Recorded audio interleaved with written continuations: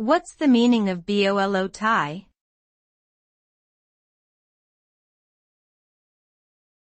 Bolo tie.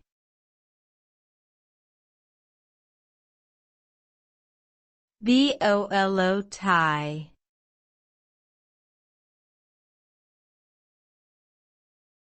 Bolo tie.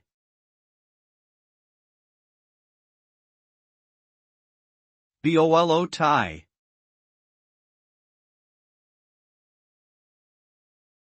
A bolo tie, also known as a bolo tie or string tie, is a type of necktie consisting of a piece of cord or braided leather with decorative metal tips at each end, fastened together with an ornamental clasp. It originated in 1940s in the western United States and was traditionally worn by western cowboys. Today, it is often worn as a fashion accessory in the southwestern U.S., particularly in Arizona, New Mexico, and Texas.